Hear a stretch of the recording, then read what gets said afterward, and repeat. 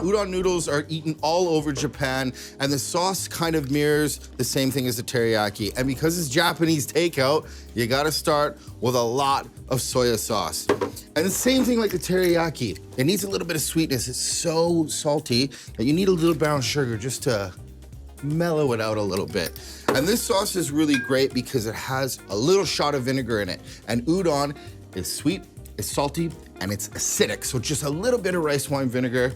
And so I have powdered ginger and garlic in the teriyaki, and I'm gonna use fresh for the udon. It just makes the garlic a lot tastier. And if you put it on a microplane, you can really beat it up and pulverize it a little bit, and it gives the udon maximum garlic flavor, especially with the sugar, the salty soya, and the vinegar. And for the fresh ginger, this is great. I just take the skin off of it, and it's a 3-part process, and I call it the deck of cards cut. So the first thing is you wanna cut it in little planks, just like that, like little playing cards. And then stack the cards up, slice them thin, and dice them.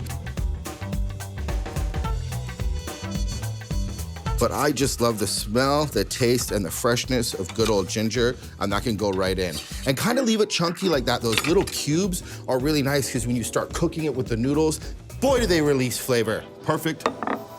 And I also use a little bit of water in this just to dilute it, lighten up the sugar, the salt, and the vinegar. Let it steam away about 8 minutes and you have perfect squishy, mushy pan. Okay, and these udon noodles are really cool because they're already pre-cooked. So what you have to do is just flake them up in your hands and get them into the wok. Get them into the wok and they're like little sponges. As soon as they get some heat on them, they relax and they just start drinking up all of that wonderful flavor. Okay, check out this udon. It's really great. It's soaked up all of that liquid, and look at it. They're really like sponges. It changes the color, it soaks up all the loveliness, and now for some delicate veg. So you just wanna throw it in right at the end. You don't wanna start with the spinach because it's young, it's delicate, and it'll cook too fast, and then it kind of gets gray and brown. So finishing with it is perfect. So just get the noodles in there, the spinach, and then flip the noodles into it. And then just let it sit there and it'll wilt the spinach. And then a little bit of green onion. That's it. And the dressing is so flavorful and the noodles are so sticky, like look at that. Like come on, it just makes you smile.